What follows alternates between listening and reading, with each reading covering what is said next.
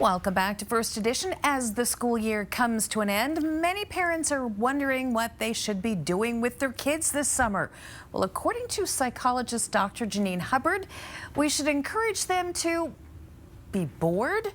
That's right. Here to explain in this week's Get Psyched with Dr. Janine is Dr. Janine Hubbard. I wasn't here last week, so congratulations again on your award. Thank you, Tony.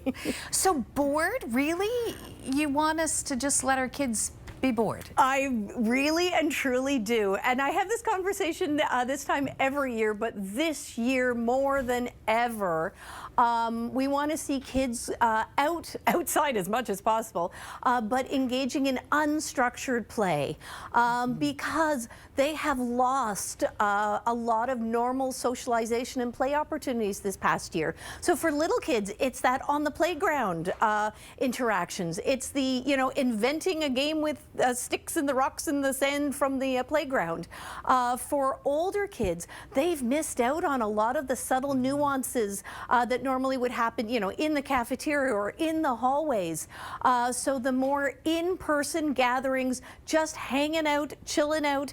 It could be around an activity like a board game or doing some cooking or a craft or something, but it's the just let them have unstructured time this summer.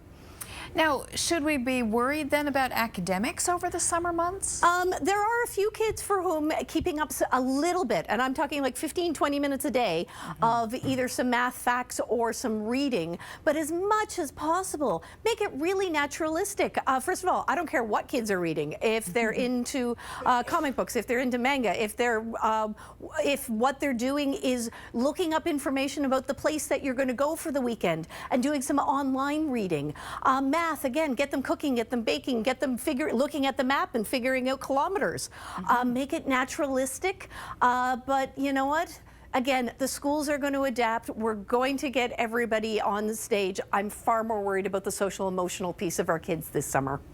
Now, you mentioned computers or looking things up. So what about electronics during the summer? Well, we need a little bit of them. Let's face it, there's some reality, and it's really important to remember that for our teens and our tweens, that is still a primary source of communication and socialization. So we don't want to remove that completely, but for all of us, we have all spent way too much time in front of a screen this year. And again, our teens have spent most of their socializing on screens.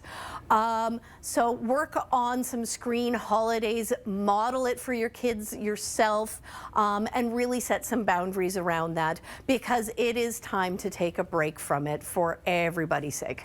I'm reminded of that commercial that was at a number of years ago. I'm not sure what the product was, but one of the friends said, I'm going outside now. And the other said, outside? What's that? Exactly.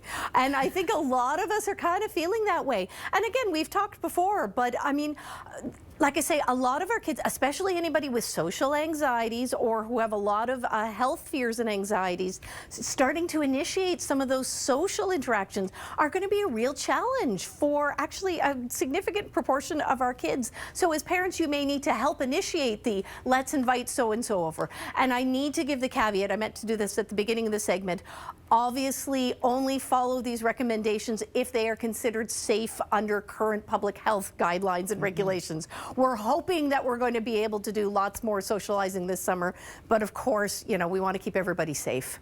Okay, Dr. Janine Hubbard, thank you so much again for coming in. And maybe next week we're going to have cake or something to help celebrate this award. There you go. Sounds like a plan.